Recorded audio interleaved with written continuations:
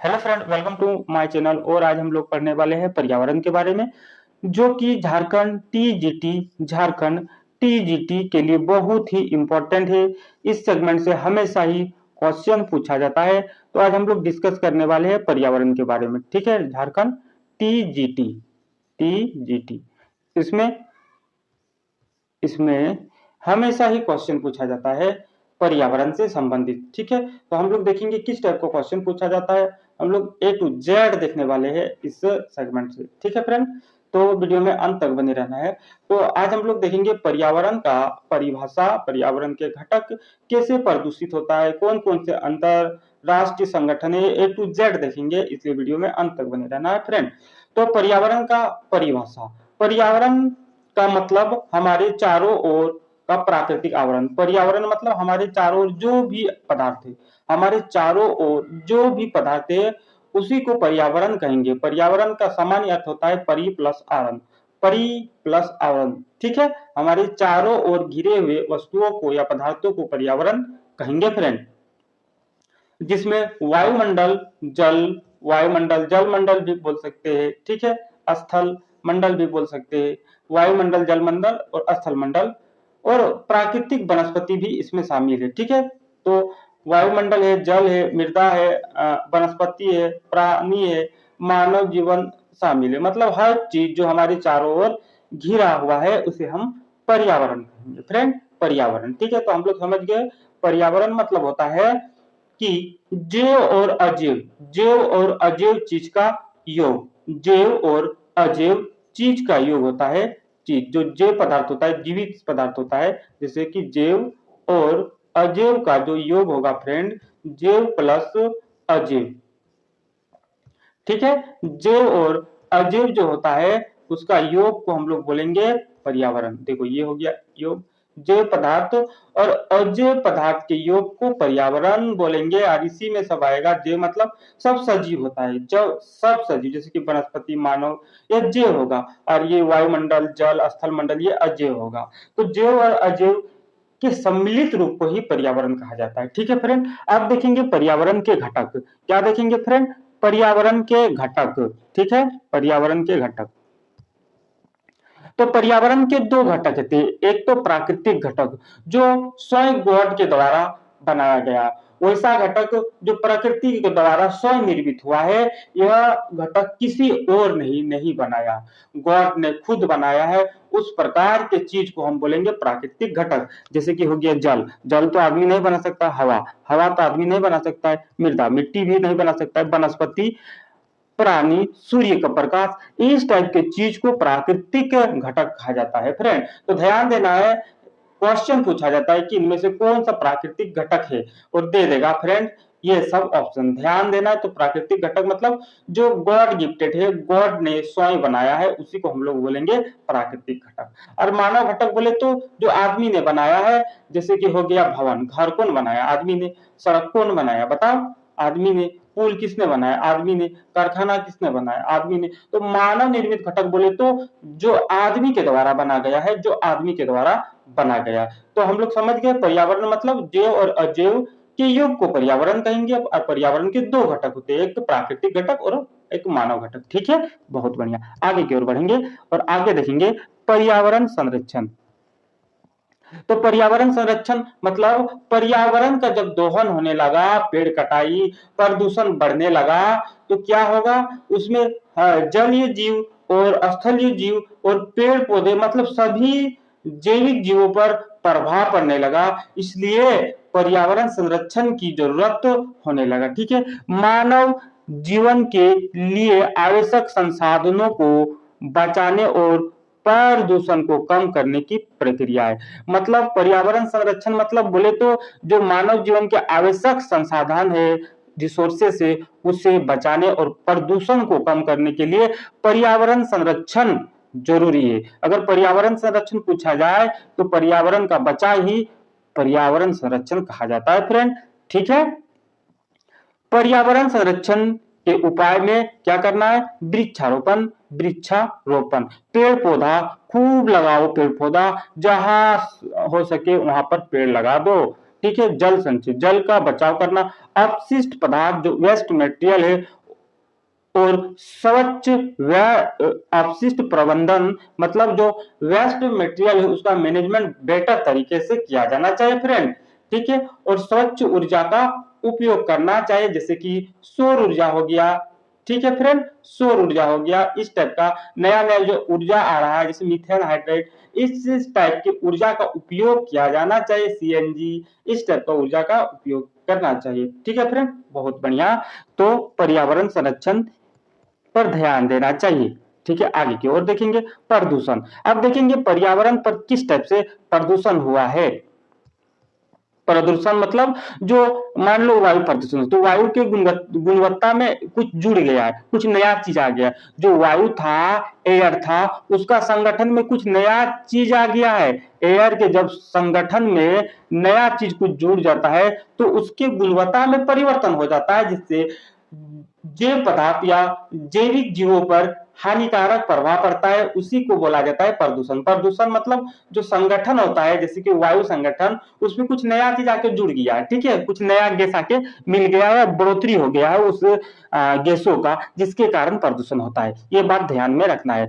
तो प्रदूषण में तो वायु प्रदूषण, जल प्रदूषण, मृदा प्रदूषण और ध्वनि से होता है। वायु जो प्रदूषण जो होगा यह किस प्रकार से होगा, एक तो या तो वायु होगा, जल होगा, मृदा होगा या ध्वनि, इस टाइप से वायु प्रदूषण होता है। मतलब अगर हम अलग अलग पढ़ेंगे तो वायु प्रदूषण अलग है, जल प्रदूषण अलग है, मृदा प्रदूषण अलग है और ध्वनि प्रदूषण अलग है, जिसमें प्राकृतिक के संतुलन में बिंदी उत्पन्न होती है। मतलब संतुलन जो होगा उसमें वो संतुलन बना नहीं रहेगा, मतलब इसमें जो जलीय जीव, स्थलीय जीव और पेड़ पौधा है उसमें हानिकारक प्रभाव पड़ता है। इन प्रदूषणों के कारण उसमें हानिकारक प्रभाव पड़ता है। तो प्रदूषण वायु, जल, मृदा और ध्वनि से होता है, ठीक है फ्रेंड। मतलब प्रदूषण का अगर सोर्स पूछा जाए तो इन सभी से होता है, जिसमें प्राकृतिक संतुलन में बिंदी बिंदी उत्पन्न होता है, ठीक है। जो इकोसिस्टम है और वैसा नहीं रहा, अनबैलेंस हो गया, असंतुलन हो गया, ठीक है, इसको बोल सकता है असंतुलन। संतुलन में भी, संतुलन में रुकावट आ रहा है, संतुलन नहीं हो रहा है, ठीक है। जो साइकिल था, अब वो साइकिल, कोई भी साइकिल बढ़िया से काम नहीं कर रहा है। वायु प्रदूषण, वायु प्रदूषण का अगर हम मेन सोर्स देखेंगे तो कार्बन डाइऑक्साइड CO2, क्या होगा friend, CO2, sulphur dioxide SO2, SO2 और नाइट्रोजन के ऑक्साइड, क्या होगा फ्रेंड, नाइट्रोजन का ऑक्साइड, ठीक है, नाइट्रोजन का ऑक्साइड। कुछ भी यहाँ वैल्यू ले सकते हैं फ्रेंड, यहाँ कुछ भी वैल्यू ले सकते हैं, नहीं तो नाइट्रोजन का ऑक्साइड जैसे गैसों से होता है। अगर वायु प्रदूषण का अगर सोर्स पूछा जाए कि यह किससे होता है, तो ऑप्शन में डायरेक्ट मिलेगा carbon dioxide, sulphur dioxide, nitrogen oxide, और इनमें से सभी मार देना, इनमें से सभी राइट हो जाएगा फ्रेंड, राइट हो जाएगा, राइट हो जाएगा, ठीक है। अब देखेंगे जल प्रदूषण। जल प्रदूषण का जो सोर्सेस है औद्योगिक कचरा, बड़े बड़े फैक्ट्री लगा दिया गया और उस फैक्ट्री से जो कचरा निकल रहा है वह क्या कर रहा है, डायरेक्ट नदियों में जोड़ दिया, जिसके कारण नदी जो है, जो नदी है, नदी का पानी प्रदूषित हो रहा है, उसके संगठन में परिवर्तन हो रहा है। रासायनिक पदार्थ जैसे DDT हो गया, DAP, यूरिया, या तो कोई ऐसा केमिकल जो रिसाव हो रहा है फैक्ट्रियों से, उसके कारण भी जल का प्रदूषण होना तय है फ्रेंड। उसके बाद घरेलू अपशिष्ट होता है। घरेलू अपशिष्ट मतलब जो घर में कचरा कूड़ा इस टाइप के चीज, निरमा पानी, उस टाइप के चीज को नदी में प्रवाहित करने पर भी जल प्रदूषण होता है, ठीक है। मृदा प्रदूषण, रासायनिक उर्वरक के कारण उसमें एनपीके का मात्रा, एनपीके मतलब नाइट्रोजन, फास्फोरस, पोटेशियम की मात्रा जब ज्यादा देने पर मृदा की गुणवत्ता में परिवर्तन होती है और मृदा कठोर हो जाती है, जिसके कारण मृदा प्रदूषित हो जाती है फ्रेंड, कीटनाशक डालने पर। और प्लास्टिक कचरे से भी होता है। प्लास्टिक कचरे में क्या होगा, माइक्रो ऑर्गेनिज्म नष्ट हो जाते हैं, जिसके कारण मृदा प्रदूषण होता है। आगे की ओर हम लोग बढ़ेंगे और देखेंगे जैव विविधता। जैव विविधता बोले तो जीवों की विविधता, जीवों की विविधता को ही जैव विविधता कहा जाता है। मतलब जीवों का प्रकार, यह कितना प्रकार के जीव है, बहुत से प्रकार के, चूहा अलग है, हाँ, खरगोश अलग है, मानव अलग है, मतलब बहुत से प्रकार के प्रजाति है। सभी प्रजाति में कुछ या कुछ विविधता है, भिन्नता है, उसी को जैव विविधता कहा जाता है। ये बात ध्यान देना है। यह पृथ्वी पर जीवन के विभिन्न रूपों का संग्रह है, विभिन्न रूपों का संग्रह है। या पृथ्वी पर जीवन के विभिन्न रूपों का संग्रह है, मतलब जीव अलग अलग प्रकार के हैं, जिसमें वनस्पति, प्राणी और सूक्ष्म जीव शामिल है। ठीक है। जैव विविधता के संरक्षण के लिए प्राकृतिक आवासों की रक्षा और पर्यावरणीय संतुलन बनाए रखना आवश्यक है। ठीक है फ्रेंड, जैव विविधता के संरक्षण के लिए सबसे पहले प्राकृतिक आवासों की रक्षा करना है, पेड़ पौधों को नहीं काटना चाहिए और पर्यावरण संतुलन बनाए रखना चाहिए। कैसे बनाएंगे पर्यावरण संतुलन? यह एक बहुत ही बड़ी चुनौती है सभी देशों के लिए, इसलिए सभी देशों को एकजुट होना बहुत ही जरूरी है।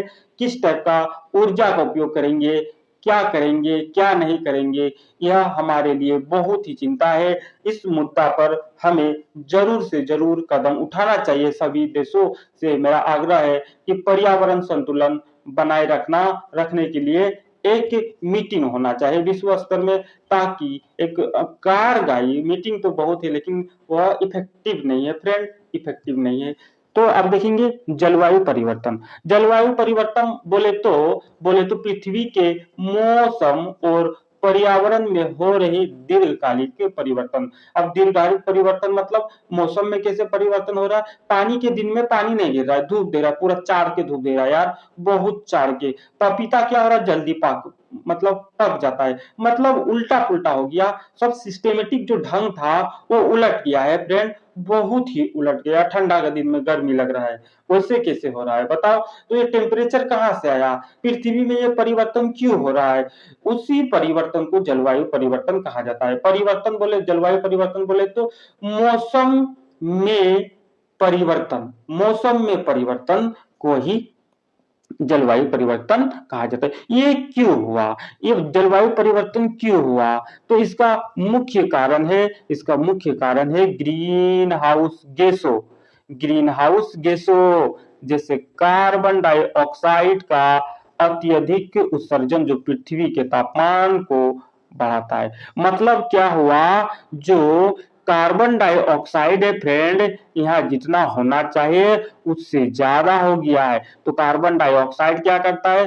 जो सनलाइट आता है, जो हीट आता है, उस हीट को पकड़ के रख लेता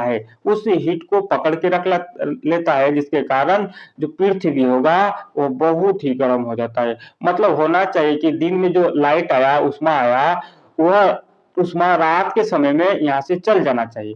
मान लो 100 जूल आया, 10 जूल, तो 10 जूल फिर वापस जाना चाहिए कि नहीं? लेकिन क्या हो रहा है? नहीं जा रहा है, 5 जूल जा रहा है, 5 जूल उष्मा वापस जाता है। तो जो 5 जूल एक्स्ट्रा बच गया, इससे क्या होगा ना? पृथ्वी ज्यादा गर्म हो जाएगा, इसी को तो बोला जाता है ग्रीन हाउस प्रभाव। ग्रीन हाउस प्रभाव का मतलब होता है पृथ्वी के तापमान सामान्य से उच्च होना, और इसका मुख्य कारण है ग्रीन हाउस गैसें। हमको कमेंट में बताना कि कौन कौन से ग्रीन हाउस गैसें होते हैं। ठीक है, मीथेन भी होता है, नाइट्रोजन ऑक्साइड भी होता है, कार्बन डाइऑक्साइड, और क्या क्या होता है कमेंट बॉक्स में जरूरी से बताना। वो सब हम सब देखेंगे क्या होता है green house gas, green house प्रभाव क्या होता है, कौन कौन से गैस जिम्मेदारी क्यों होता है, क्यों हुआ, ये सब सभी हम लोग सभी पॉइंट को डिस्कस करने वाले हैं जब टॉपिक मिलेगा। तो वीडियो में अंत तक बने रहना है और लाभ उठाना है फ्रेंड, सभी क्वेश्चन होंगे यहीं से। अब देखेंगे सतत विकास का उद्देश्य आर्थिक विकास, सामाजिक विकास और पर्यावरण संरक्षण के बीच संतुलन बनाए रखना। मतलब क्या बोल रहा है कि संसाधनों को इस प्रकार उपयोग करेंगे जो संसाधन है उस संसाधन को इस प्रकार उपयोग करेंगे कि वर्तमान पीढ़ी भी खुश रहेगा, भविष्य का पीढ़ी भी खुश रहेगा और पर्यावरण पर कोई नुकसान नहीं होगा। मतलब सतत विकास का मतलब अगर समझा जाए तो ये प्रेजेंट का है, ये प्रेजेंट का पीढ़ी है। यहाँ जो चुल्लू मुल्लू गुल्लू सब बच्चा इस समुदाय है, पुल्लू कुल्लू हुल्लू जो यहाँ पर है हम लोग, ये प्रेजेंट का समुदाय है और ये फ्यूचर का समुदाय है। तो हम लोग क्या करेंगे, ये रिसोर्सेस है, बोले तो संसाधन, ये रिसोर्सेस है संसाधन, और ये फ्यूचर का बंदाबंदी है, बंदाबंदी है फ्रेंड। अब हम लोग, और ये क्या है बताओ, ये हो गया इन्वायरमेंट, जिसको पर्यावरण बोलेंगे। मतलब तो ये जो संसाधन है उस संसाधन को इस प्रकार यूज करेंगे कि हम लोग भी खुश रहेंगे, हा हा हा हा, और पर्यावरण भी खुश रहेगा, हा हा हा हा, और फ्यूचर में जो आने वाले पीढ़ी है वो भी खुश रहेगा। मतलब एक तीर से हम तीन निशाना करेंगे, मारे तीर यहाँ पर रिसोर्सेज में, लेकिन हम भी खुश, आने वाला पीढ़ी भी खुश, और पर्यावरण पर कोई नुकसान ना हो, उसी को सतत विकास कहा जाता है। तो हम लोग सतत विकास की ओर ध्यान देने की जरूरत है फ्रेंड, सतत विकास की ओर ध्यान देने की जरूरत है। इसका मतलब प्राकृतिक संसाधनों का उपयोग इस प्रकार करना कि आने वाले पीढ़ी भी उसका उपयोग कर सके। मतलब आने वाले पीढ़ी भी उसका उपयोग करेगा और खुश रहेगा। खुश रहो मेरा लाल, खुश रहो, हम लोग वैसे ही करने वाले हैं। ठीक है, हाँ, बहुत बढ़िया। अब देखेंगे पर्यावरण संकट। पर्यावरण संकट क्यों आया, क्या कारण था कि पर्यावरण संकट आ गया। संकट तो ग्लोबल वार्मिंग, अभी हम लोग बताए ग्लोबल वार्मिंग के बारे में। ग्लोबल वार्मिंग जलवायु परिवर्तन, वनस्पति और प्राणी की लुप्तता, जल संकट और प्रदूषण प्रमुख पर पर्यावरणीय संकट है। पर्यावरणीय संकट है। पर्यावरण संकट में बहुत सी चीज आता है, जल संकट, प्रदूषण, प्राणी घट रहा है, लुप्तता, जलवायु परिवर्तन, ग्लोबल वार्मिंग, क्यों टेम्परेचर बढ़ा, ये सभी के सभी पर्यावरण संकट है फ्रेंड। आगे की ओर देखते हैं फ्रेंड, आगे की ओर देखते हैं। पर्यावरण शिक्षा, पर्यावरण के महत्व को समझना, पहले पर्यावरण के इम्पोर्टेंस को समझना बहुत ही जरूरी है, तभी हम लोग पर्यावरण संरक्षण कर सकते हैं। उसे बचाने के उपाय के बारे में लोगों को जागरूक करना और पर्यावरणीय शिक्षा का मुख्य उद्देश्य है। मतलब जागरूक करना, जब तक जागरूक नहीं होंगे सभी लोग तब तक पर्यावरण संरक्षण करना मुश्किल है। ठीक है, आगे देखेंगे पर्यावरण संरक्षण के लिए कौन से संगठन है, उन संगठनों की क्या भूमिका है। जब हम संगठन पढ़ेंगे तब इस सेगमेंट के बारे में डिस्कस करेंगे। अभी हम लोग छोटा मोटा जानकारी दे देते हैं ताकि आपको लगेगा कि हाँ मास्टर भाई नहीं रहा है। ठीक है, हाँ, संयुक्त राष्ट्र पर्यावरण कार्यक्रम, यूनाइटेड नेशन एनवायरनमेंट प्रोग्राम, यह पर्यावरण संरक्षण के लिए अंतरराष्ट्रीय स्तर पर काम करता है। याद रखना है, यूएनईपी को हम लोग अलग से पढ़ेंगे पर्यावरणीय संगठन में। हमको कमेंट में बताना है कि यूएनईपी क्या हेडक्वार्टर अर्थात मुख्यालय कहाँ है। ठीक है, और यह कब बना, ये हमको कमेंट में चाहिए फ्रेंड, कमेंट में। दूसरा है world wide fund for nature, WWF, यह जैव विविधता और पर्यावरण की सुरक्षा के लिए काम करता है फ्रेंड। तो और भी बहुत से इम्पोर्टेंट संगठन है, उन संगठनों को भी हम लोग चर्चा करने वाले हैं। तो अब आगे की ओर हम बढ़ेंगे और देखेंगे क्या निष्कर्ष है। ठीक है फ्रेंड, निष्कर्ष ये होगा, निष्कर्ष, ये समाप्ति नहीं, इसको समाप्ति नहीं बोल सकते हम लोग, इसको बोलेंगे निष्कर्ष। क्या बोलेंगे फ्रेंड, निष्कर्ष, निष्कर्ष। ठीक है, ये है निष्कर्ष।